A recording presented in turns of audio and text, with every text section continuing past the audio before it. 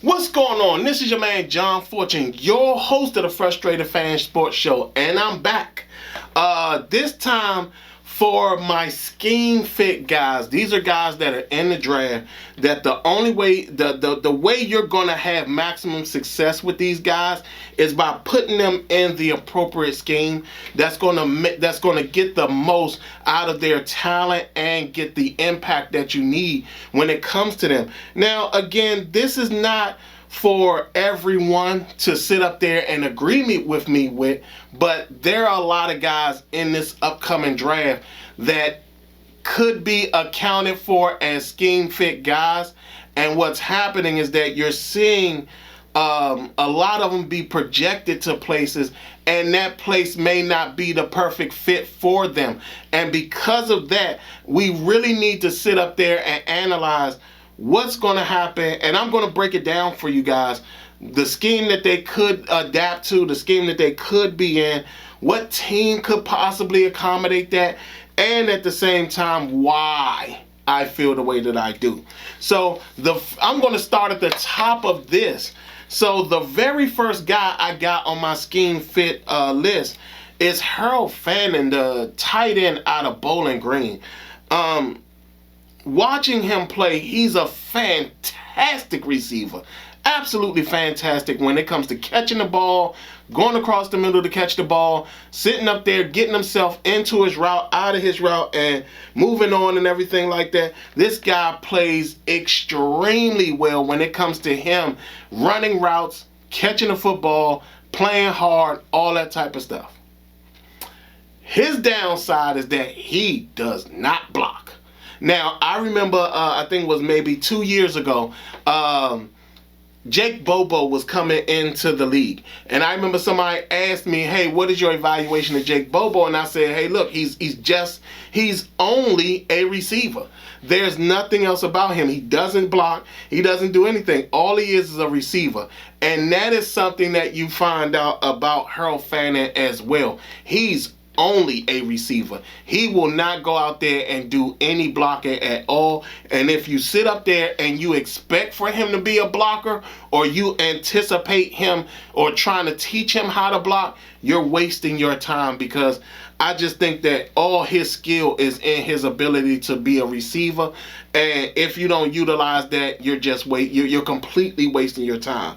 So for that, I think that Harold Fannin will probably more than likely work in Buffalo, because even though they do have tight ends that can block, they don't need them to really be big time blockers. And with Harold Fannin, I think that his receiving ability will be something that will be utilized greatly when it comes to Buffalo. And that they have that scheme that will fit him perfectly. So he's not sitting up there being tasked with trying to be something more than what he really is. So for that, Harold Fannin, again, he's a scheme fit guy. My next guy on here is Will Howard, the quarterback out of Ohio State. He needs to not only go to a scheme, he needs to go to a team that has the ability to develop a quarterback. And for me, there's only probably two teams that I can see him really going to that would help that. That would be the LA Rams with Sean McVay, or to the Minnesota Vikings with Kevin O'Connell, because he still needs a lot of growing. He still needs a lot of developing. I think the Rams will probably be the better fit for him, due to the fact that he would be learning from, he wouldn't be forced to start immediately, due to the fact that Matthew Stafford is there. Matthew Stafford will probably be the best learning experience he would get from that. And not only that, you're talking about Sean McVay, who's known for developing quarterbacks and doing a great job developing quarterbacks. I think that would be the perfect fit for him because, again, he's still kind of not in the stage that you really want him to be in. And he still has work that he needs to get done. So with that, again, he's a scheme fit guy, but it might take some time for him to develop. It might take some time for him to really develop into a top-level quarterback in the NFL. But, again, Will Howard, quarterback out of Ohio State, scheme fit. Next is going to be one that probably shocks a lot of people. It may shock a lot of people. It may not shock a lot of people. But the next guy I got on my list is Jahad Campbell, the linebacker out of Alabama. He's not a green dot guy, but you see him make plays. You see him have the ability to make plays, and you see him play very well when it comes to making plays. My issue with Jahad Campbell is that you don't see him making enough plays.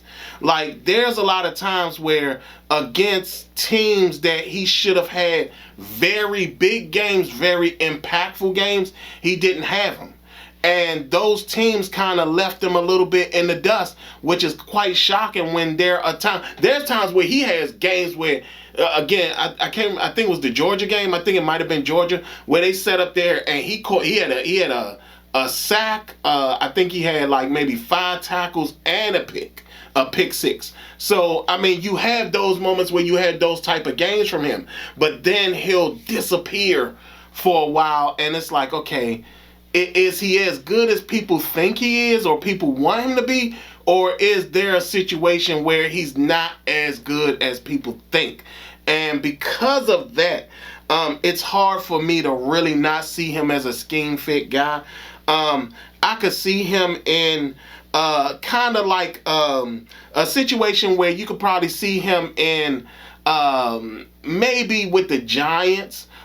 Maybe even to some extent you could probably see him developing in Baltimore, because Baltimore drafts these type of linebackers and they eventually mold them into better players, and I think that might be the perfect place for him, because it'll be somewhere where they can take his ability that he is in his current state and then just eventually mold, grow, and develop him into a better linebacker, probably along the lines of like Donnell Ellerbe or something like that. It'll be something like that. So right now, currently though, but he's just a scheme fit guy. He's not a fully developed package that you can put anywhere and be ready for him to be a star, putting him anywhere.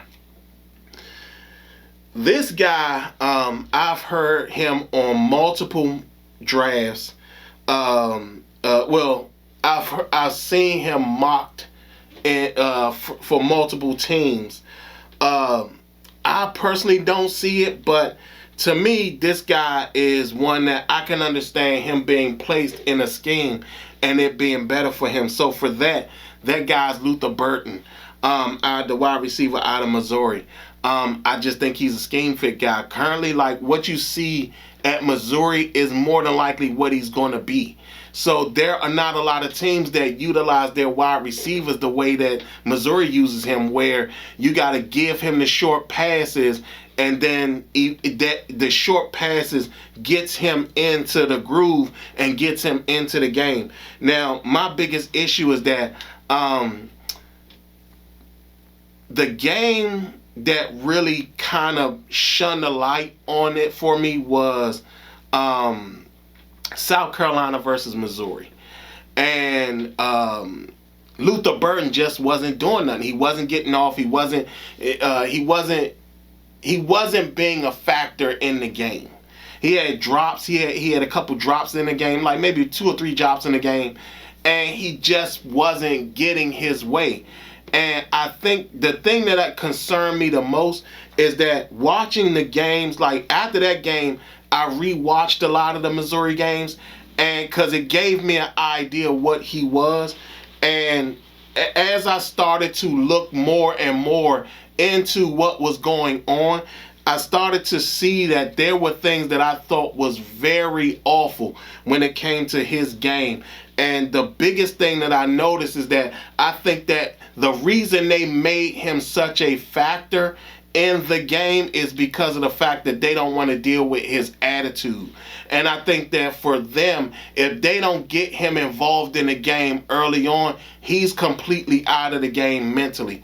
It reminded me a lot of Davante Adams when it came to Davante Adams and how he acted with the Oakland Raiders when things weren't going his way. He just was pouty and negative on the sidelines.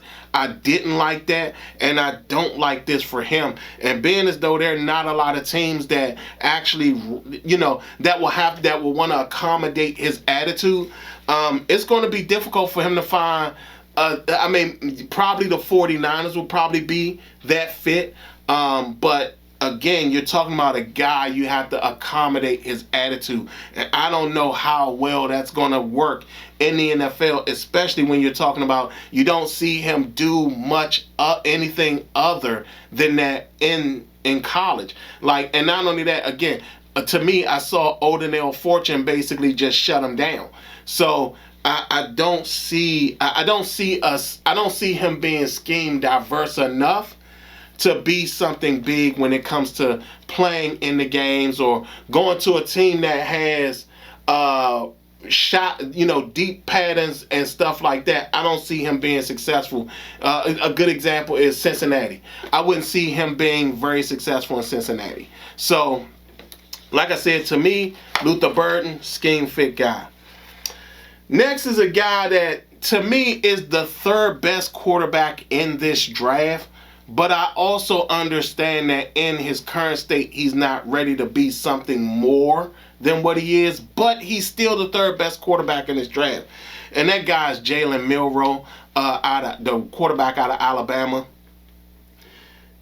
If you watch him, you can see a lot of things that will go well for him. He does need to get better when it comes to decision making as the quarterback, and he needs to just get slightly more accurate when it comes to plays. Don't get me wrong, he can throw the deep ball, he can throw it with some level of accuracy, but there are times where he's inaccurate. Mainly when he's on the run, sometimes you see him overthrow guys, or when he's flushed out the pocket, you'll see him overthrow guys. But other than that, he's actually very solid. But that RPO system is something he needs, and the downside to that is that there are not a lot of teams that currently don't have a quarterback that run a very effective RPO system. When you think of Washington, Baltimore, Philadelphia, Buffalo, Arizona, a lot of them, you hear me railed off those teams, all of them have their current franchise quarterbacks. So it's kind of difficult to sit up there or even Indianapolis to some extent. All those teams have their current franchise quarterbacks who runs that particular scheme. Now, again, is there a team that he can go to that will benefit him? Yes, if Kyle Shanahan goes back to basics like he should, Jalen Milroe may fit there. The same thing applies to the Pittsburgh Steelers. If the Pittsburgh Steelers really want to sit up there and take advantage of Arthur Smith's offense, you got to do it with a guy running an RPO scheme. And to me, because Arthur Smith runs this run-heavy scheme, putting a quarterback like Jalen Milroe, like when you think about Justin Fields and Russell Wilson, they would run, but they were more reluctant to running versus a guy like Jalen Milroe who will run. Not only that, it'll put Pittsburgh in a situation where Pittsburgh could actually sit up there and compete against Baltimore when it comes to this. So for that, like I said, Jalen Milroe to me is a scheme fit guy because you have to run the RPO system to eventually develop him into more of a passer because he's not bad as a passer. It's just that he does look like Jalen Hurts when Jalen Hurts first came out. Just he throws more and is a little more accurate than Jalen Hurts was. But again, that he needs that particular scheme to make him special. Now for this one, I'm going with the last scheme fit guy or guys. I'm doing a threefold because I think that there's a lot of times that people see guys and they're so caught up on what their potential could be that they don't pay attention to what they actually are currently.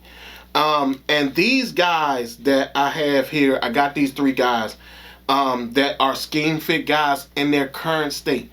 That's Abdul Carter from Penn State, Donovan Ezaraku from Boston College, and James Pierce out of Tennessee. I'll start with James Pierce Jr. Watching James Pierce Jr.'s film is, to me, very disappointing when you're talking about what you want in a pass rusher. You know, he's kind of thin. He's on the thin side for a pass rusher, which doesn't really do bad because I remember Brian Burns was very thin. And Brian Burns and the one who was drafted by the 49ers, he's skipping my mind right now, but I remember those guys were very thin pass rushers.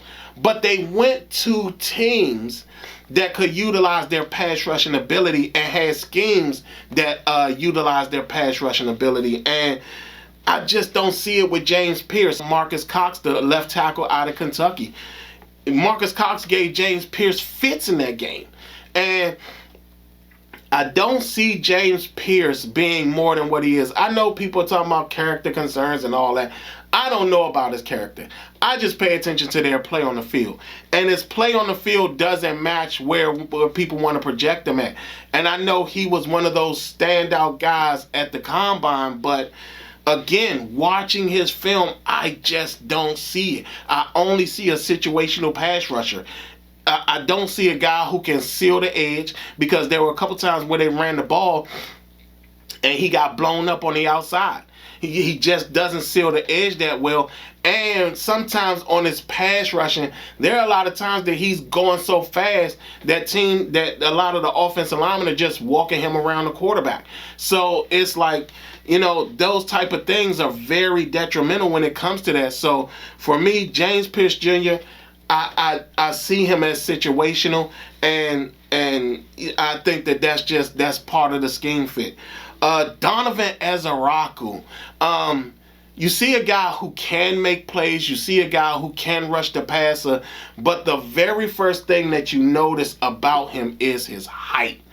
In the world of Giants, when you think about everybody now, especially when you talk about the playoff teams, they're all going with bigger offensive linemen. When you talk about the Philadelphia Eagles, the Buffalo Bills, the LA Rams, even to some extent Washington now, everybody's going with these offensive linemen that are 6'5" and 6'6" and are like 3-something.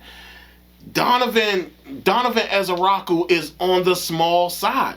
Now, can he get around guys? And he's shown some ability to make some pass rush moves and things like that, and has a chop block and things. Yes, but there were also games where you saw him in and out of the lineup often, and he wasn't injured this season. I don't think he was injured this season. I just at this current moment, I only see him as a pass rush specialist, and not an every down guy. But there are things to like about him. It's just that when you think about everybody trying to maximize the size of their offensive linemen now, and they're trying their best to just overwhelm the defense, he might be a liability on the edge, especially if he doesn't get stronger, because he's not going to get any taller. So you're talking about at 6'2" going up against a guy that's 6'6". That's going to be a difficult play for him unless he's able to sweep under their arms or find a way to really get past them. It's going to be a lot harder for him. So, like I said, again, currently right now, he's a pass rush specialist, and that's going to be something that you're going to have to really be thinking about stuff like that. The last one, Abdul Carter. To me, he's not the best athlete in this draft, and he's not a better athlete than Jalen Walker. Jalen Walker is far better than him, but Abdul Carter, and it's not necessarily more about a scheme fit, where it's more about a position fit for him. I think he's a linebacker. I don't think that he's an edge rusher. I understand that there'll be times that people really want him to rush the passer, but anybody who's drafted him, I think they should focus him on being a linebacker at the next level, because he's fantastic sideline to sideline. He has the speed and everything, but as a pass rusher, he's nullified. There's a lot of times where he's just nullified in games. And for anybody who understands my process, I always talk about the fact that I pay attention to guys in losses and close games, because that shows you how impactful a player really is in a game. And for me, when it came down to those tight games, those losses and things like that, Abdul Carter, at times he would make a play here, but he could mostly at times be completely invisible in the game. And that kind of worries me, especially when you're talking about trying to do a comparison of him and Micah Parsons. To me, Jalen Walker is more Micah Parsons than Abdul Carter. And for that, like I said, if they focus him on playing linebacker, because he can call plays, he's a green dot guy. So if you focus him more on that, I think you'll get the most out of him as a player, versus trying to get him to be an edge guy or a pass rush specialist or anything of that such nature. So those are my scheme fit guys. Y'all tell me what y'all think. How do y'all feel about it? Do y'all feel that I'm kind of not there when it comes to the pass rushers or even some of the quarterbacks? Y'all tell me what y'all think. Other than that, this has been your man John Fortune, and this has been the Frustrated Fan Sports Show.